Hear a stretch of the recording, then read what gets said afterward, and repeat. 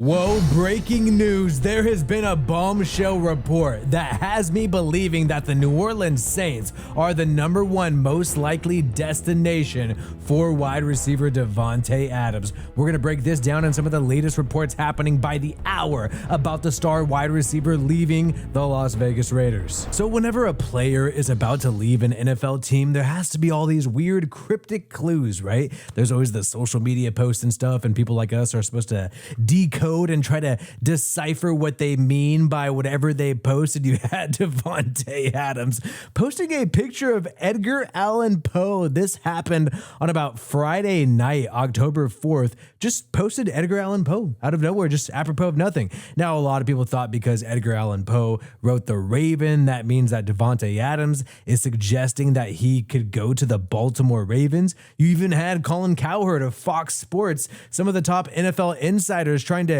decode this message. What does Davante Adams mean by posting Edgar Allan Poe? And you even had, and I thought this was the funniest one and the most hilarious thing, is you had Saints fans twist this too. And this is not what I'm going to talk to you about. This is not the big report that I'm going to show you in just a little bit. I just thought this was funny to share right here. But you had Saints fans saying, hey, Edgar Allan Poe, what is the key word in here? It is Edgar Allan, keyword Allen, Dennis Allen, the head coach of the New Orleans Saints. Clearly, by posting Edgar Allan Poe, Davante Adams is trying to make a clue about Dennis Allen and the fact that he's trying to join the New Orleans Saints. Right. It's all BS. Davante Adams has been trolling this whole time. This is what he does. This is what he did last year when the Raiders are trying to find their new quarterback. He made some cryptic posts about Aaron Rodgers joining the team, and he even did this before he was traded to the Raiders from the Green Bay Packers. But first, Diana Russini of The Athletic broke down all of the teams that are hitting up Davante Adams and the Las Vegas Raiders right now, and I thought this was very, very important and very interesting. First of all, the Cowboys are out of the mix. They have not been wanting to spend money this entire year. The Pittsburgh Steelers have been somewhat aggressive in pursuing Davante Adams, but I'm going to show you guys what I thought was the biggest deal right here, right now. So Davante Adams, and this is absolutely huge. And this is not even the main thing that I'm about to talk to you about and show you right now. This is just the cherry on top of what I'm about to show you. Davante Adams would like to be reunited with one of his former QBs, Derek Carr or Aaron Rodgers. And this is Diana Russini of The Athletic. This is what she is saying. I was told he has some concerns about Rodgers' plans to stay in New York past this season. So Davante Adams would love to play with the 40-year-old, about to be 41-year-old Aaron Rodgers, but he has some concerns about Rodgers' plans to stay in New York past this season. This is huge, man. So Davante Adams does have some leverage in terms of where he can go because he has to sign a new contract with whatever team that he gets traded for. So obviously a team like the Patriots is not going to be in the mix because Davante does not want to sign an extension with them. He would thus become a free agent after this year. That's huge to me. Aaron Rodgers, I've always thought is on the brink of retirement. Whatever you want to say about this guy, I think he's still a great football player. Some people want to knock his personal views and whatnot. I don't care about any of that. Bottom line is he's 40 years old, coming off of an Achilles injury, and the guy's heart doesn't really seem too into football. He seems like he's kind of more into podcasting. I could see him being a podcaster, especially after he appeared on Joe Rogan. He did a bunch of other spots around the podcast orbit.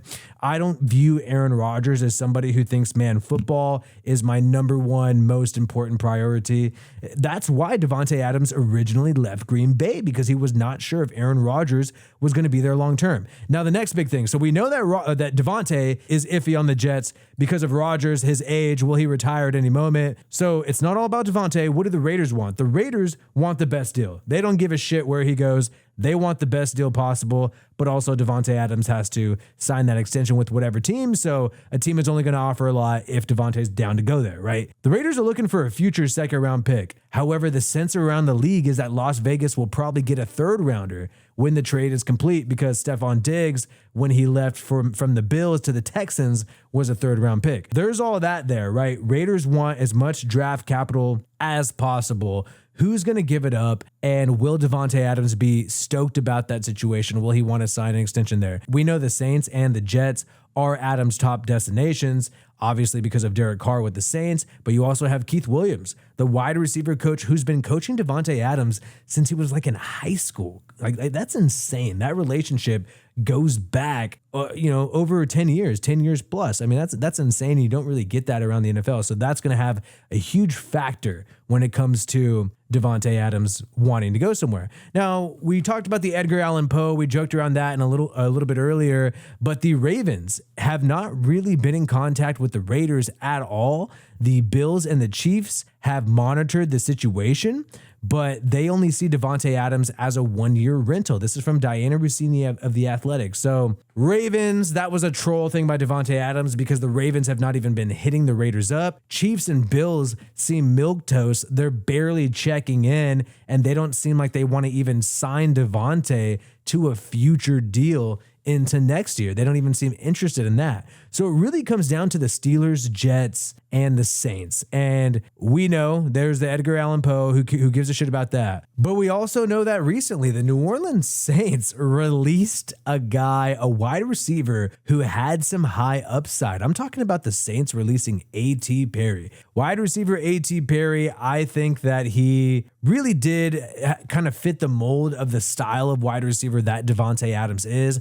A taller, big body guy, supposed to be a good route runner. He's been dealing with injuries as of late. Well, the Saints have waived him, and the Saints have waived him because you can argue they have some other issues on their team. They got to get some depth at running back and offensive line because of some injuries there. But he's number 17, and we can't just completely avoid that. The Saints just released a wide receiver who is a similar prototype and style to Davante Adams, who wears number 17. And this guy was recently drafted by the team in 2023. He was only less than 2 years into his rookie contract. You don't usually see teams give up on a guy that quickly. So they're going to hope to get him on the practice squad, but they made room for a number 17 on their roster. That had me thinking, could Davante Adams be joining soon? And this is not even what I am about to show you right now, which I think solidifies the Saints as one of the top destinations to get Davante Adams. Now, we know we had that video that we made recently of Derek Carr talking about the fact that he would love a chance to play with Davante Adams again if given the opportunity. When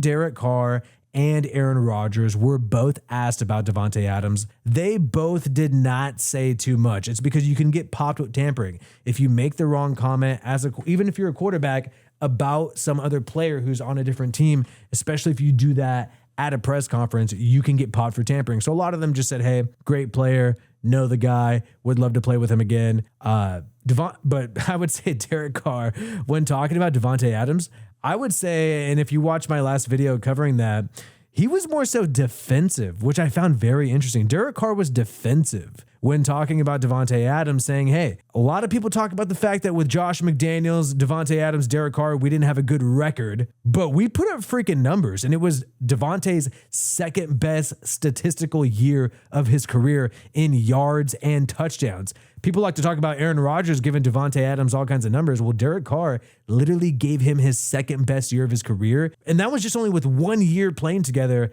at the NFL level. Imagine if they would have had a second year, especially consecutively together, probably would be better. I mean, just based on probability and statistics, it would likely be even better than what they did in their first year together. So people have just been thinking about those comments that Derek Carr made on Wednesday, right before this Monday Night Football game with the Chiefs versus the Saints.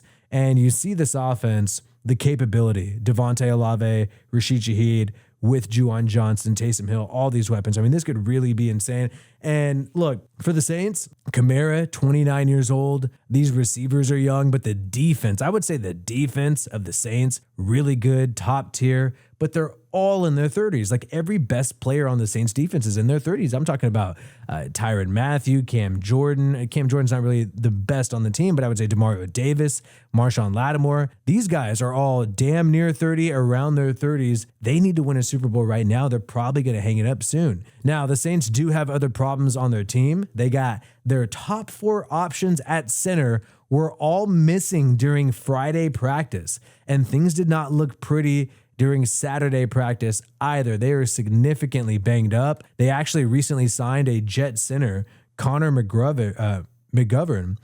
And that guy is probably going to have to play this upcoming game against the Chiefs. Look, the Saints have all the cards stacked against them when it comes to injuries for this upcoming week. But if they go out there and if they seriously beat the Kansas City Chiefs, I think that is going to accelerate this Davante Adams trade at rapid speed. They go out there, defy the odds with banged up O-linemen. They're on their they have third stringers on their O-line right now. You see Cesar Ruiz did not practice. Shane, who is just the starting center, was recently signed, did not practice. Tons of injuries on this offensive line. If they go ahead and beat the Chiefs, I think that pushes the Saints to give an offer to the Raiders that they cannot refuse. And here is the biggest thing. What you probably clicked on this video for is, and I want to get this quote, Ian Rappaport just gave an update about Davante Adams. And you have some of the aggregators quoting what was said here. This is freaking huge. So this is from Ian Rappaport, the top NFL insider in the entire world. Davante Adams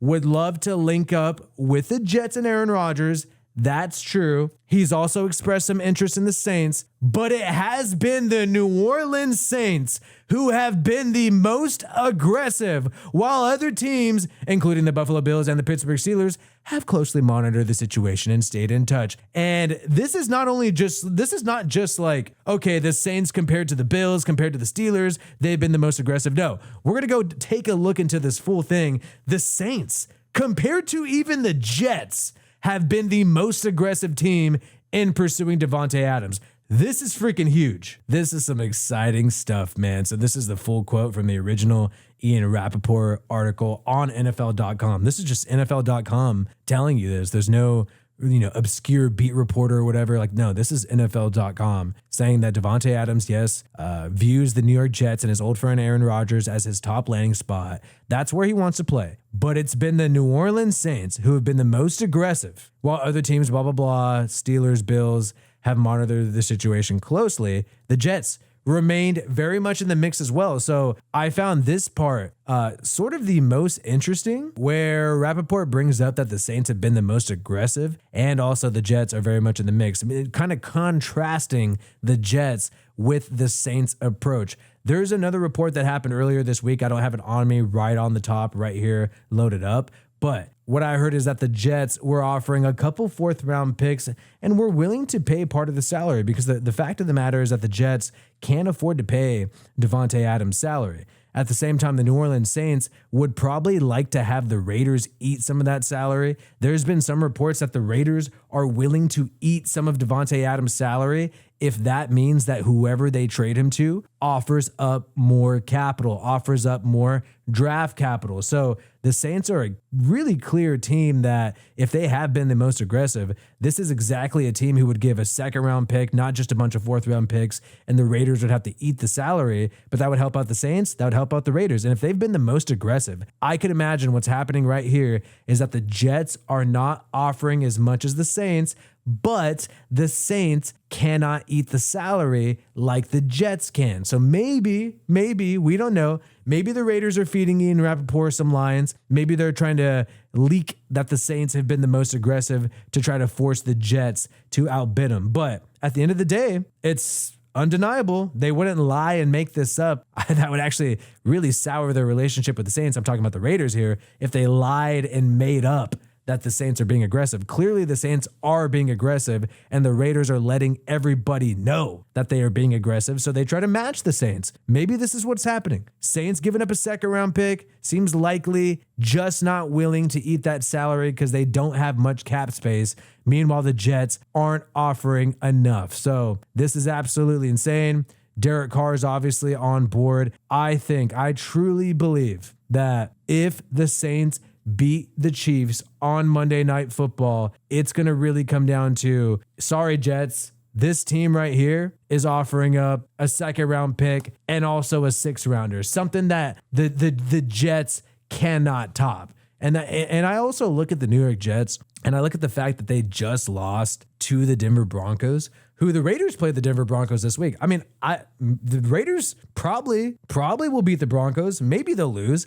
It'll definitely be a close game, but I would trust the Raiders to beat the Broncos more than the Jets right now. The Jets have been a disappointing, embarrassing team this year. And when you're looking at the future onto next year for the Jets, well, with Aaron Rodgers getting older, how does that make you optimistic if you're Davante Adams? And if they're already not offering as much draft capital as somebody like the New Orleans Saints, then it's a win-win for the Raiders and Davante Adams. Davante Adams goes somewhere where he will likely get a contract extension and will also be with his quarterback that he wanted to play for with the Raiders. That's why he went to the Raiders for a couple of years. Meanwhile, the Raiders get some serious draft capital and not just some stupid fourth-round picks. They get an actual second-round pick, something to help build their team with. I think this is a win-win. And with this report about the look, I'm going to be completely honest here. I did not expect this to happen. I did not expect to see this article and this post today saying that the Saints have been the most aggressive. I was already preparing myself to be like, you know what? The Jets are going to end up getting him.